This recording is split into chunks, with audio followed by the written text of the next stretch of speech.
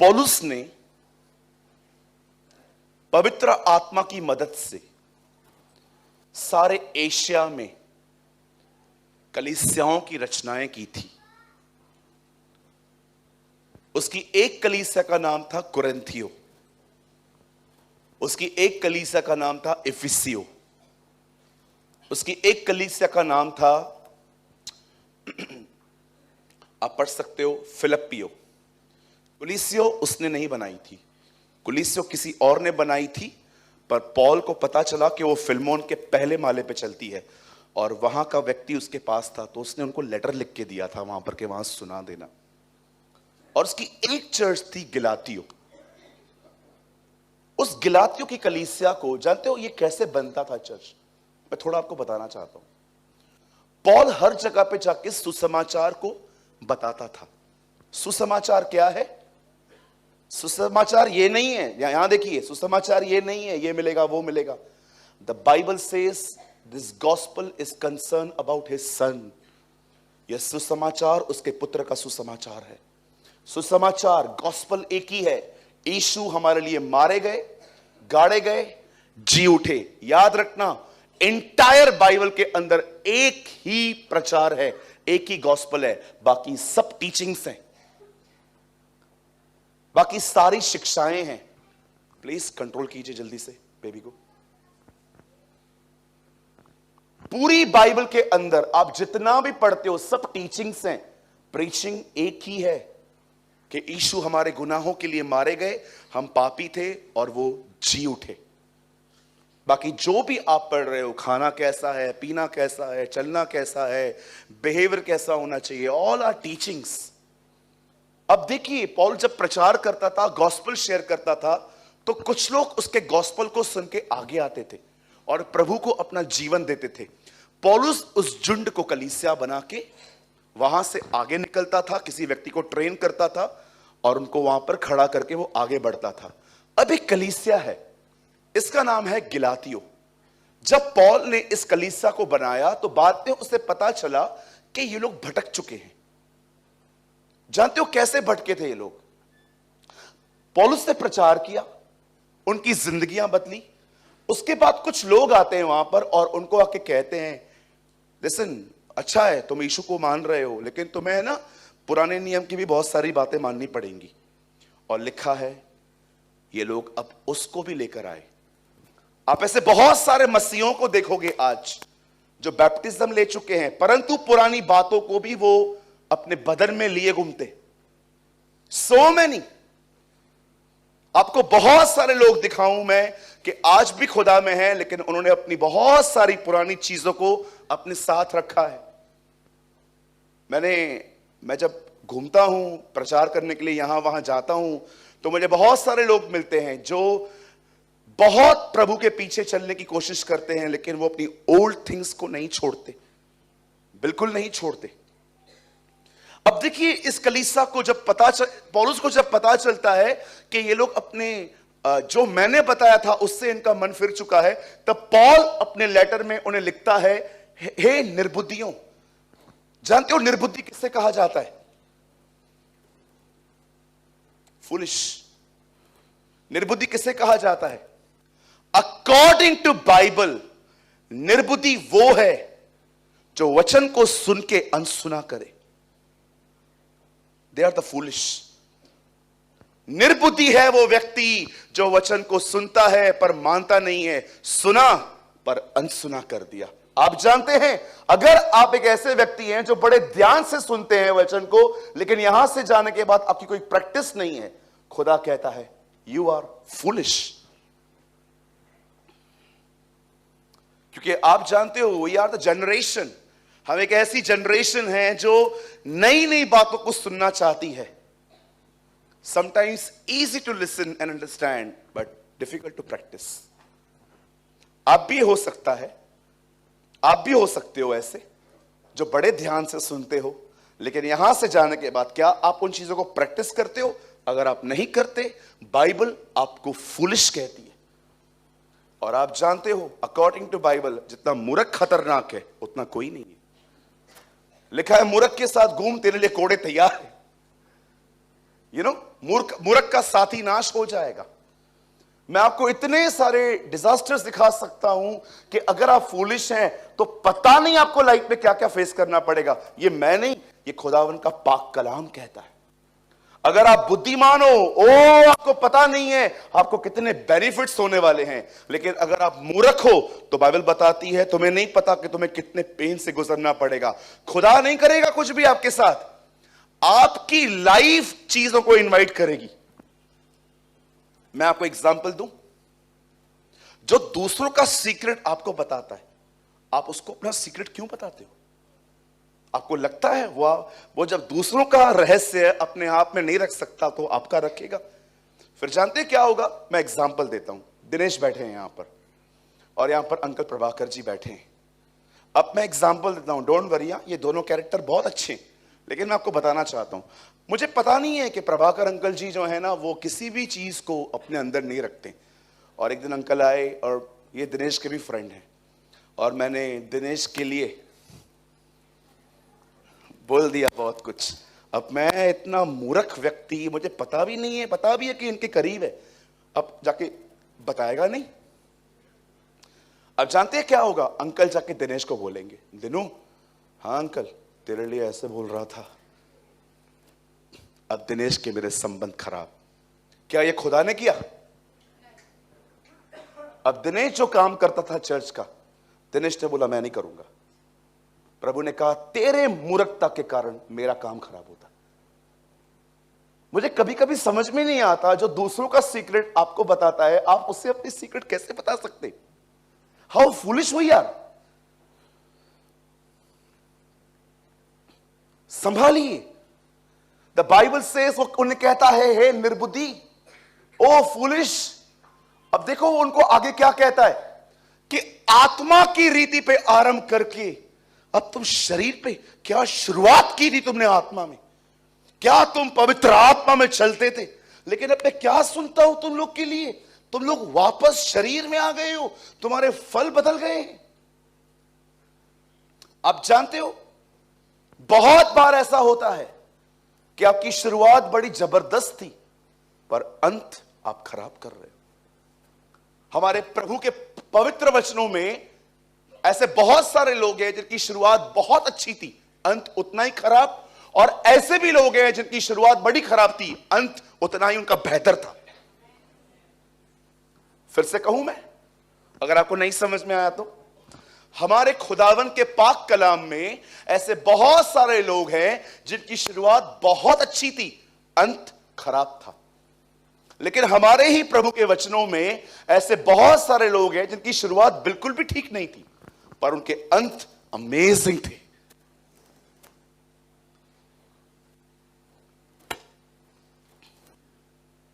हमारे चर्च में एक बहन आती है, सीए कर रही है वो। एक दिन वो उसने मुझे आके कहा I want to give up, मैं छोड़ देना चाहती हूं। मैंने कहा क्यों बेटा, क्यों छोड़ना चाहती है तू? नहीं होता है सूरज भाई, चालू किया था बहुत पैशन से, अब किताबें देख देख के पागल हो जा रही हूं। इतनी मोटी मोटी किताबें हैं मेरी, सारा दिन पढ़ती रहती हूं। कभी कभी मुझे लगता है मैं रात को सोती भी हूं ना, मेरी किताबें घूमती रहती हैं। भैया मैं क्या करूं? पूना में आती है वो। मैंने उससे कहा नहीं बेटा, जब तू छोड़ने का ख्याल रखे ना, हमेशा अपने खुदा को याद किया कर और ये सोचा कर कि तूने शुरू क्यों किया था। मैंने उसको 2-4 वर्ड्स कहे। अगले दिन उनका मैसेज आया मुझे, उन्होंने बोला मैं जीतूंगी। मैंने कहा यस। सुनिए, कभी कभी हम लोग हार जाते हैं ना। मैं आपको एक लाइन बोलना चाहता हूं, सुन लीजिए। आप जानते हो आप जिंदा क्यों हो? क्योंकि खुदा चाहता है आप जिंदा रहें।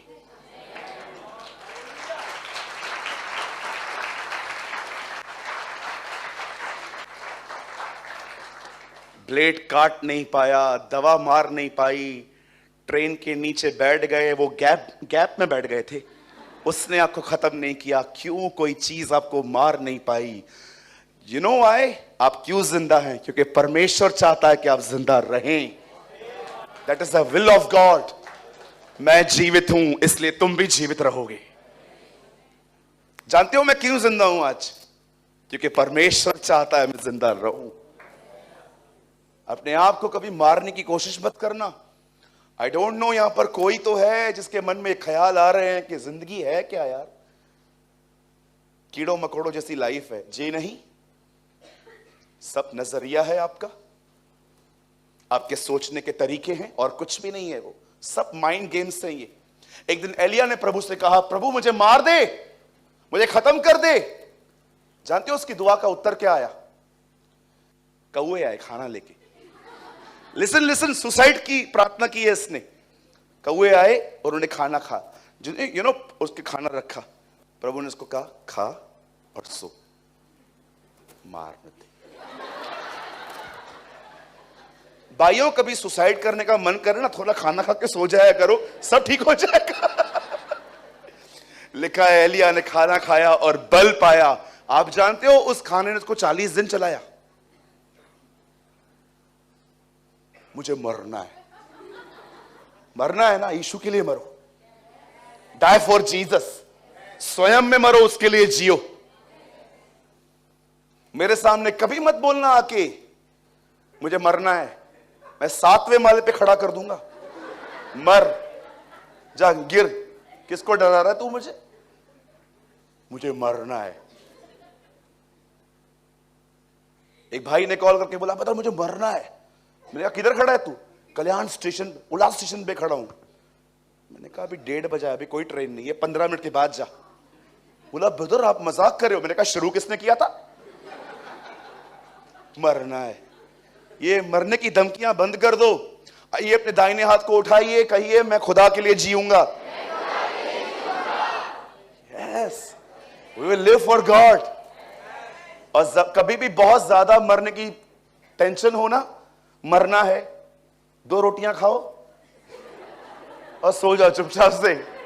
जब आप उठोगे ना, आप बोलोगे क्या कर रहा था मैं। मरना है। मरने की बातें तो ऐसे करते हो जैसे हजारों जन्म है। अगर आपके अंदर ये थियोलॉजी घुसी हुई है ना कि बहुत सारे जन्म है, तो मैं आपको बताना चाहता हूं बहुत सारे जन्म नहीं है मनुष्य का। ब्रदर एक वर्ड तो लगाइए प्लीज। आप लोग मत खोलिए। अगर किसको भी ये लगता है कि आज कुत्ता बनूंगा, कल घोड़ा बनूंगा, फिर इंसान बनूंगा, वेट ब्रदर वेट, कुत्ता घोड़ा सब सुनो। भैया एक वर्ड लगाइए, इब्रानियों 9:22। यहां देखिए, जन्म जन्म का साथ है। यहां देखिए क्या लिखा है, 9:22। 27 लगाइए, सॉरी मेरा गलती। 27 जल्दी लगाइए ब्रदर। और जैसे मनुष्यों के लिए एक बार मरना और उसके बाद न्याय का होना नियुक्त है। एक ही बार जिंदगी, एक ही बार मरेंगे, उसके बाद जितनी भी कॉपियां भरी हैं प्रभु ने वहां पर, सब खोल खोल के वो दिखा देगा। क्योंकि लिखी है वहां पर, पुस्तकें खोली गई। इतने पाप किए हैं कि प्रभु को नोटबुक्स भी कम पड़ी थी, इसलिए लिखा है पुस्तकें खोली गई। पुस्तक नहीं लिखा है, पुस्तकें लिखी हैं, ध्यान देना। झूठ की अलग है, बुरी नजर की अलग है, इसकी अलग है, उसकी अलग है। क्या लिखा है यहां पर? और मनुष्यों के लिए 10 बार जन्म लेना और उसके बाद न्याय का होना नियुक्त है। यहां लिखा है। कहिए अपने बाजू वाले से, एक ही बार जिंदगी है। हाँ, अब समझ में आया क्यों आपको मैं हमेशा कहता हूं खुदा के लिए जियो, क्योंकि एक ही जिंदगी है। अरे वो तो उसके लिए जिए, हो 10-15 तो सोचे भी कि खुदा 3 इसके लिए जी लेता हूं, लास्ट में 4 तेरे लिए जी लूंगा। लेकिन बाइबल से एक ही बार जिंदगी और एक ही बात मरना है। और मरने के बाद आदमी कहां जाता है? पेड़ पे चढ़ता है, जानवर में घुसता है।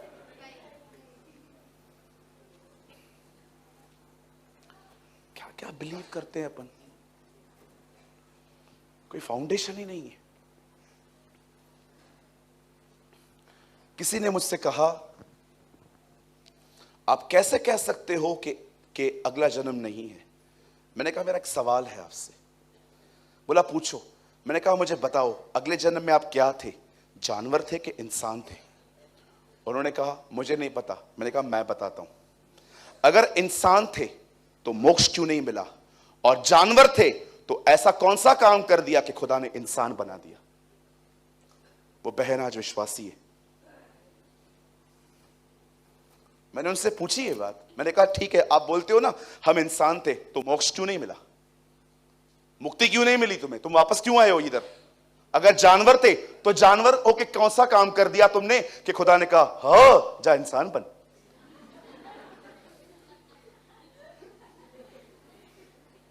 मुझे नहीं पता। मैंने कहा हमारी बाइबल बताती है मनुष्य का एक ही बार मरना और न्याय करना नियुक्त है। वो बहन आज एक विश्वासी है।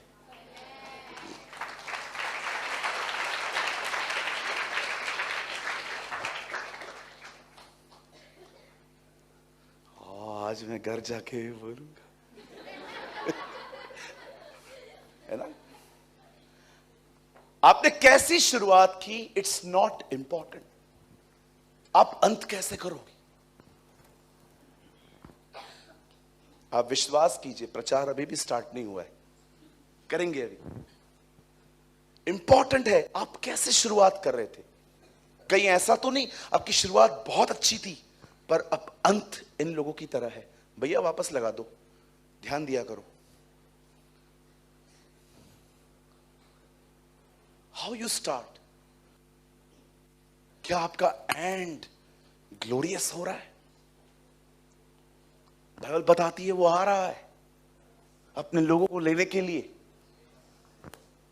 मैं आपके सामने कुछ एग्जाम्पल्स रखना चाहता हूं। मुझे पता है ये सब आपने पढ़ा है, लेकिन इट्स अ जेंटल रिमाइंडर। आज मुझे प्रभु ने लीड किया तो उस वर्ड को प्रीच कर। क्या आप सब यही हैं? हम शुरू करें? आप जानते हो 17 साल की उम्र में इसका अभिषेक हुआ था। He was anointed by prophet Samuel। वो एक लड़का था, चरवाहा था, इतना फेमस हो गया गोलियत को मारने के बाद कि हर जुबान पे उसका नाम था दाऊद, दाऊद, दाऊद। शाऊल ने 1000 मारे, दाऊद ने 10,000 मारे, सब लोग उसके बारे में बात करते थे। खुदा ने उसे बादशाह बनाया इजराइल का। राजसी अभिषेक आया उसके ऊपर, किसी भाई ने बताया था मुझे। आप देखो पहले के दिनों में सिर्फ उसे हेब्रोन मिला था, लेकिन एक दिन खुदा ने उसे पूरी इजराइल दी। किसी दिन मैं आपको बताऊंगा कि कैसे परमेश्वर ने उसको पहले थोड़ा सा दिया था, पर कैसे एक दिन खुदा ने उसको सब कुछ दे दिया। आप जानते हो कितनी अमेजिंग स्टार्टिंग थी इस व्यक्ति की। इसका अभिषेक किया गया, ये गोलियत को मार के आया, राजा बना। पर आप जानते हो एक दिन इस व्यक्ति के राज्य में किसने बलवा कर दिया, इसके जान पे बनाई बात, और इसे यरूशलेम छोड़ के भागना पड़ा। भागते भागते इसके एक दुश्मन ने इसे गाली दी। एक्चुअली गाली नहीं कह सकते हैं, बट बैड वर्ड्स कहे। उसे कहा तू कुत्ता है, you are a dead dog. जानते हो जब योआत ने यह बात सुनी, योआत उसका बॉडीगार्ड था, सेनापति था। योआत ने दाऊद से कहा तू एक शब्द बोल, मैं इसका सर काट के तेरे पैरों पे डाल दूंगा। दाऊद कहता है नो, इंतजार कर, ये खुदा ने अलाउ किया है। कितना स्पिरिचुअल दिखता है ये बंदा।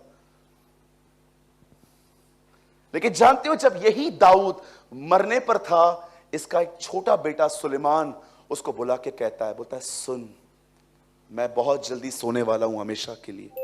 सुन, तू मेरा बेटा है ना, गो, आज से बहुत साल पहले किसी ने मुझे गालियां दी थी, मार दे उससे। जानते हो आज की लैंग्वेज में क्या बोलते हैं इसे? मरते मरते सुपारी दे गया। आप बिलीव कर सकते हैं बाइबल के पहली वचन में उसका नाम है, दाऊद की संतान, इब्राहिम की संतान, यीशु मसीह। इवन रेवलेशन तक इसका नाम है, वह जो दाऊद की कुंजियों को पकड़ के खड़ा है। आप बिलीव कर सकते हो ये इस आदमी का अंत था। अनफॉरगिविंग, क्षमा न कर पाया किसी को। ऐसे बहुत सारे लोग होंगे जो खुदा के आने पर रह जाएंगे और उन्हें उसी दिन पता चलेगा कि दूसरों को माफ न करने के कारण खुदा मुझे छोड़ गया। कड़वे होने की वजह से खुदा उन्हें छोड़ जाएगा। यीशु ने साफ कहा, अगर तुम माफ नहीं करते हो तुम भी माफी नहीं पाओगी। मेरे पास एक ट्रांसलेशन है हिंदी में, उसमें एक पैराबल में उसका ट्रांसलेशन इस तरह आया है।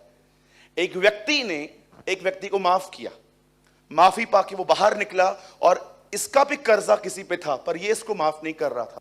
जब ये वापस इसे पकड़ा गया और राजा के सामने खड़ा कर दिया गया कि ये तूने इसको माफ कर दिया है लेकिन ये नहीं कर रहा है, वहां पर जानते हो क्या लिखा है? वहां लिखा है, मैंने तेरे 18 करोड़ माफ किए और तू 1800 माफ नहीं करता। मुझे बताइए 18 करोड़ कहां है, 1800 कहां है? आपको पता है हमने प्रभु की दृष्टि में कितने पाप किए हैं? 1800 करोड़। और लोगों ने जानते हो हमारे विरुद्ध कितने पाप किए हैं? 1800। आप माफ नहीं करते। जानते हो आपको मैं कैसे बता सकता हूं कि आपने माफ नहीं किया? जानते हो कैसे? क्योंकि आप उन लोगों के लिए बकबक करते हो जिनको आपने क्षमा नहीं किया। जिस दिन आपके मुंह से, आपके अंदर से निकल आए ना, यह मत समझना कि आपने माफ कर दिया है आपके अंदर।